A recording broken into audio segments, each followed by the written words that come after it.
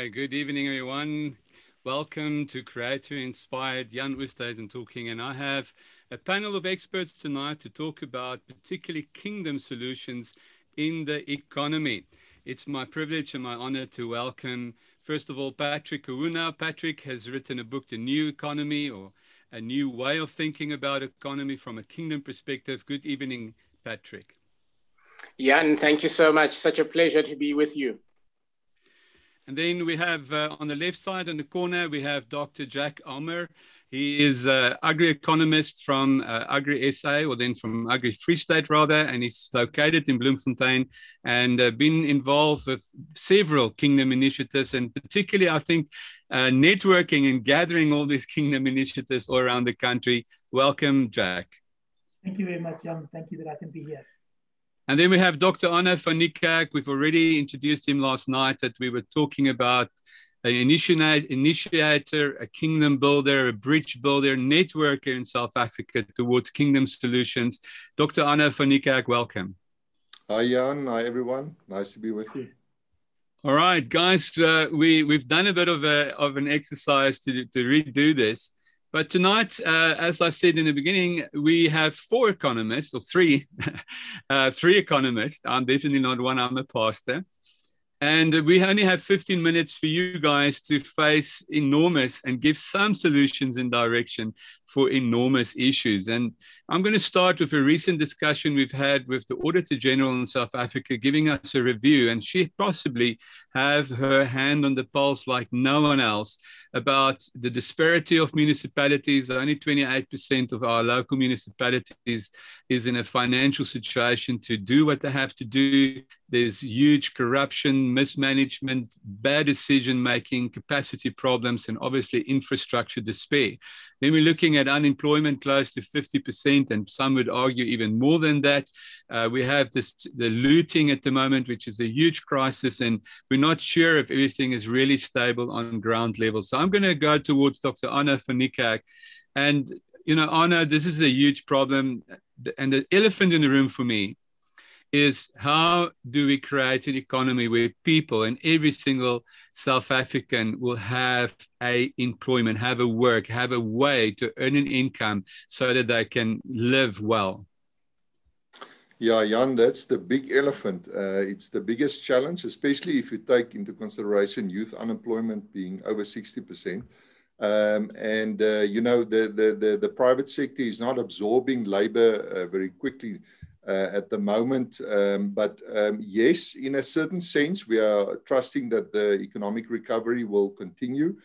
We have seen some good economic growth rates in the first quarter of this year, around 5%, but it's from a low base, so it's still nothing recovering that much. But yeah, the key thing is the private sector's absorption needs to increase, but then also, you know, stimulating local economies. At local level, we need to see more private-public partnerships, collaboration between key role players in communities, even the agricultural sector, businesses. The big challenge, of course, with this Auditor General report's findings is that there's no trust in the government. You know, the social contract is broken, which is a major concern. So, but at least at local level, there are relationships, people know each other. So where there is trust, at least from those bases, you can see and how to include people in the value chain. But it's a challenge, and also how to adjust, you know, your local opportunities. You know, after the networks and people collaborating to provide food, there are some opportunities opening up. So out of that, you know, to look at creating new job opportunities. Thank you, Arno. And I want to now direct the next question towards you, Patrick. Arno is definitely directing, and we've been seeing this, that local communities take responsibility, take hands of the municipality, the private sector, the private partnerships that's happening. And a word for that you particularly, I've heard talked about, is your local hubs. Just give us some more what you're seeing as a possible direction. Surely this is a big elephant. We're not going to achieve solutions very quickly, but we need to be pointed in the right direction.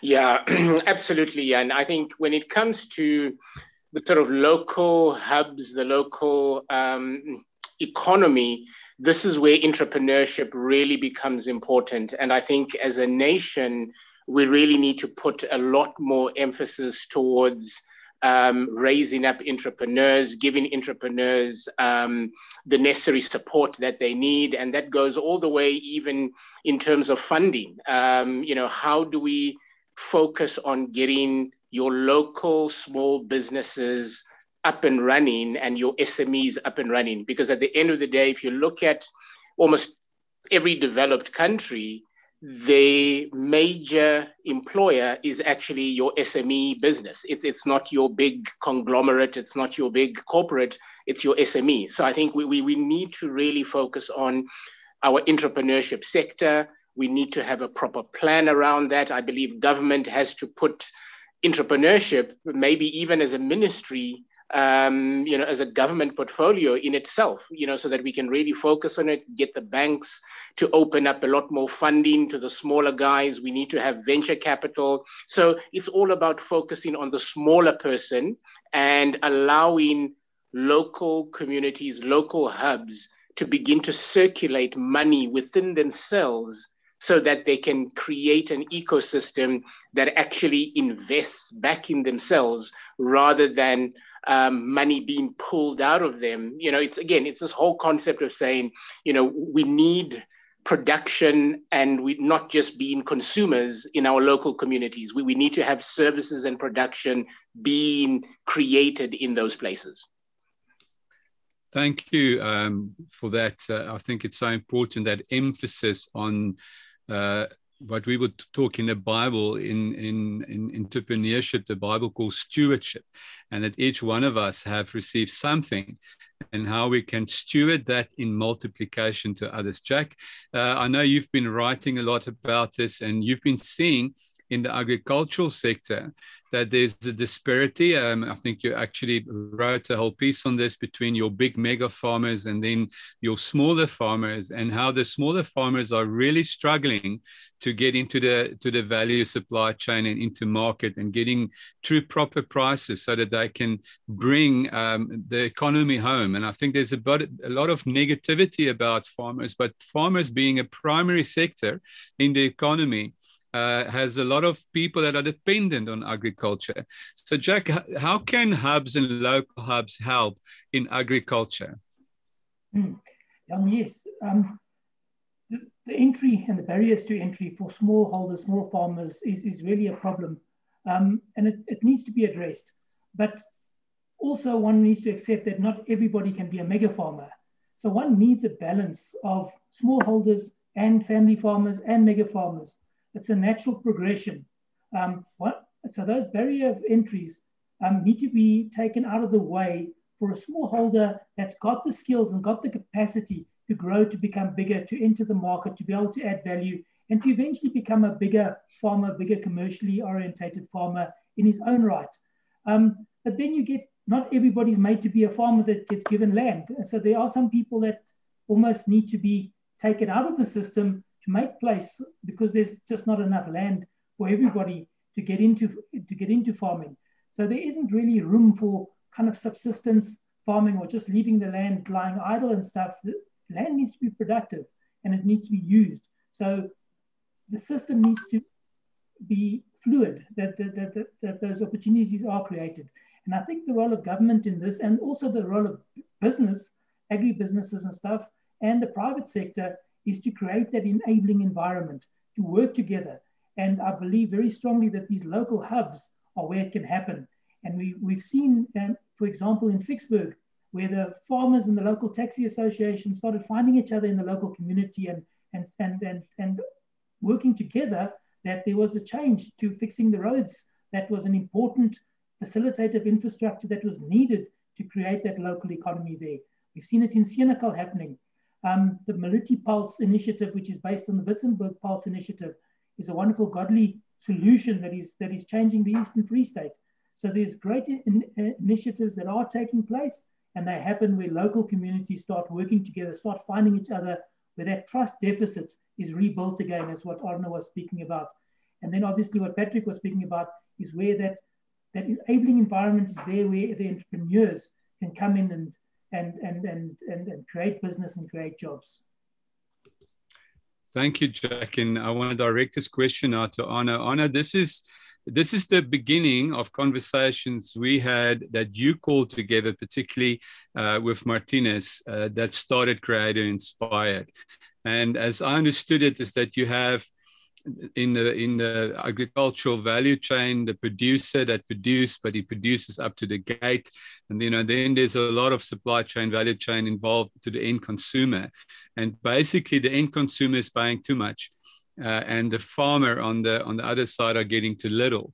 So the obvious solution is to try to narrow and simplify. And everyone knows this. It's sort of, I don't think it's a new idea. Everyone says, yes, we need to do it. The question is how, and what makes Creator Inspired's vision and ideal different, would you say?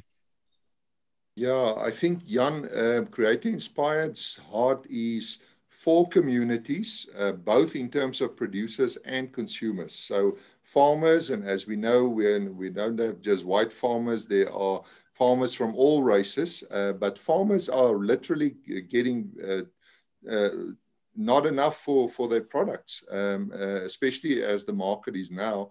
And then also, at the end of the day, consumers pay so much. So what we do is, with Creator Inspire, shorten the supply chain so that we can create a network, what we call Traderoutes, and a whole system through which we can make sure that farmers get a better price, communities pay less, and then also shops, spaza shops, community winkels, places in around the country, your smaller retail even, they benefit also from this. So what we have, what is very unique, is excellent technology to enable this trading system that we've developed over some time. And I think this will be a game changer going forward, because what we've done is positioning Creator Inspired as a kind of a safety net for the economy. And now that the crisis is happening, we are bringing, through this network, new chains together so that we can then support the economy. And I think eventually it will lead to a migration of the economy towards a system like this, because it definitely is more efficient. And yeah, people will hear a lot more in future about what it offers. Thank you, Arno. If I can just add, the whole thinking behind it is to build this inclusive economy, through transactions and the trading system, create opportunities for greater participation in the economy. Thank you, Arno. And I think as I understand it as well, that any economy, and I want you to actually also give us a little bit of the oikonomos concept, which is meaning economies that work are relational, and there has to be relational trust and respect and consistency, and your yes has to be your yes, and right scales and fairness and so forth and so forth. And so the Bible has a particular directive to provide to the economy of how it should get done. Could you give us a little quick on that?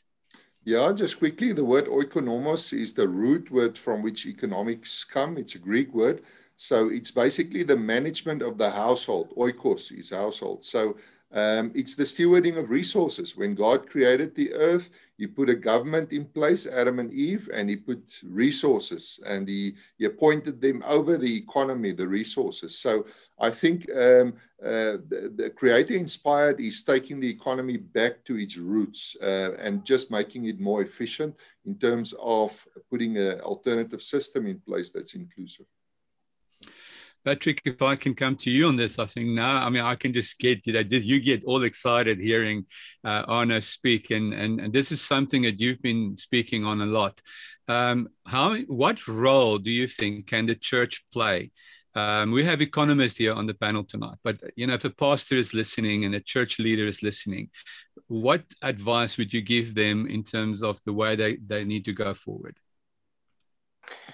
I think, Jan, it's, as Arno said, the economy is all about how we manage and and steward the resources that we've been given. And I think perhaps even as the church, we really need to look at ourselves in terms of even the infrastructure that we have and begin to ask ourselves the question, are we actually using the buildings and the infrastructure that we have in a good way, in a good stewardship? And therefore, could churches even become hubs for food banks, food supply? And could churches literally become the places where people can be getting their food directly from the farmer to the church, and then the church members are literally purchasing from the hub at the church? And you, again, within your Christian community, you're keeping the money circulating within yourselves, and therefore you are multiplying the money within that ecosystem. So I think, again, when I look at a country where we say we are majority Christian, the question is, if we could truly trade with each other and establish these small hub networks of trading amongst ourselves, we would literally transform this economy overnight. I mean, we would literally not be running around without resources. Churches wouldn't be, begging, trying to find ways to find money through, giving and tithes, etc. We could literally create an economic engine that would literally fund the kingdom, and that, it would change things around.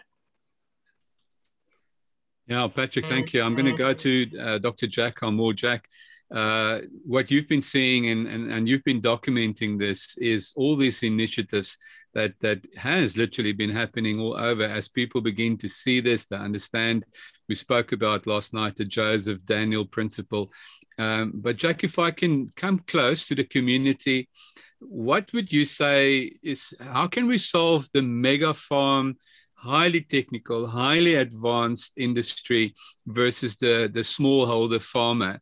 And what Create Inspire tends to do also is to maybe give room.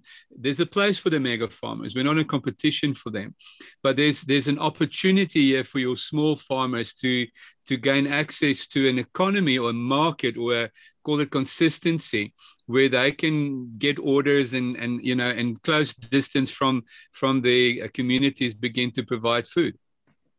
Look, I think there's only, let's say, 30 mega farmers in South Africa, if you really speak of mega farmers in their true sense. But there's 30,000 sort of family farmers in South Africa. And they are also smallholder farmers. And then there's 300,000 sort of commercially orientated kind of farmers. And according to stats, they say there's 3 million people that actually do some form of agriculture in their backyard and subsistence and that kind of stuff. So one in your local community, I think, needs to bring them all together. And to the question you asked, Patrick, about the role of the local pastor, I think that local pastor has a role to bring to be the bridge builder, to bring the commercial, the mega farmer, the family farmers, the new smallholder farmers, the commonage farmers together, to sit around one table and to speak to the municipality and to bring plans onto the IDP and to hold that municipality accountable. The Auditor General cannot sue another state department. So the Auditor General as a state department cannot sue another state department for not doing their work. Active citizenry needs to do that. And I'm not just saying we need to sue, but let's rather work together with the municipality, put in proper plans into the IDP, hold them accountable and help them implement those plans, and that it's a communal plan, that we all buy in, that we all make sure this plan works at our local level. And when the plan works, there's a clean audit because there's accountability, there's transparency, and that way we unite a community at ground level to work together, all the different sectors to work together. And once everybody's working together, then there can be a more equitable redistribution of wealth, and the community builds up. And then it addresses the crime issues, the rule of law, the ethical governance issues, the safety and security of our citizens. When we're all working together, when we know each other, we trust each other, we look out for each other, and then we eliminate our crime problems. So all those problems that we got, I think, can be addressed by the pastor being the kingpin, the bridge builder, to bring everybody together and to work together with the municipality to bring the change that we need. Man, I'm so glad we're recording this and that this is going out. The way you've articulated, Jack, is just brilliant. Arno, if I can, I'm going to give you guys an end thought. But Arno, I got to know you with the concept of blueprints. And if you could quickly just give us, in scope of the blueprint concept and how this can help communities. Yeah, Jan, basically it has to do with really kingdom principles that God has given us in his word that we can apply in the economy, in education, in government, everywhere. But it's really the principle of, you can also pick it up in Hebrews 7 verse 7, where it's those who have more who serve the lesser. So the heart of this is a nation that serve one another. And I believe God is awakening this. He's awakening the church, the body of Christ, exactly what Patrick and Jack said. There is an awakening, but let's do it in an organized way. Let's get organized. We have networks. We have systems in place in terms of the church and the body of Christ. Just collaborate more. And let's do it in a meaningful way so that it creates economic value. Thank you. I'm going to end off by giving you guys a few seconds to just give a last thought. I think what we're saying tonight is the economy cannot stand loose from theology, and theology cannot stand loose from economy. They mutually need to be reunited and can help us redirect how God sees an economy where we can get that mutuality. So Patrick, if you could, last thoughts, and I'm just going to point to you and name your name, and then you next. So Jack, you after Patrick, and then Arno, if you can give us concluding words. Patrick. Yeah, perhaps just to agree with what you've just said, and just to say the Bible is the greatest economics book, business book you can ever find. From the very first time God speaks to man and he says, be fruitful, multiply, be full, that's actually an economic mandate. He's giving mankind an economic mandate, and he carries on with that economic mandate throughout the whole Bible until we are in this place of victory in Revelation. So all I can say is, if you really want to understand economics and business, it's all there in the Bible. Jack? From my side, in the context of the looting and the youth unemployment that's standing at 75%, which is so scary. Ephesians 4 verse 28 says, let the thief no longer steal.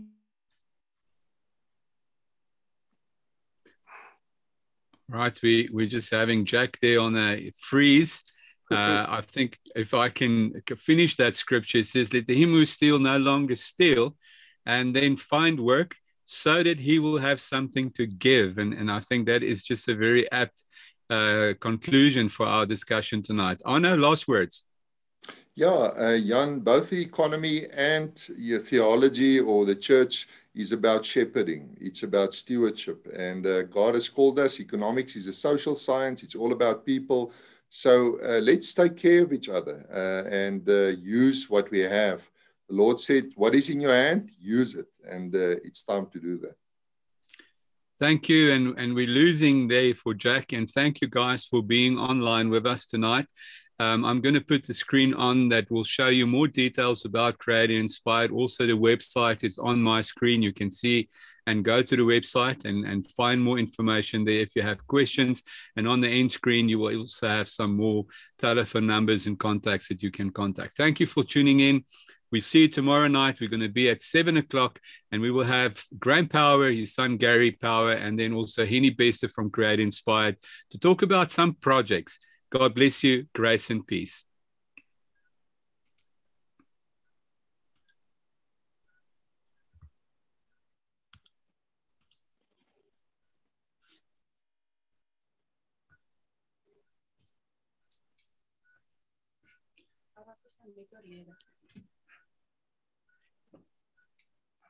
En ik ga vir Alma die bel, want hulle vra of jy kans wil sien om na die mall te ry. Ek sien nie nou kans nie.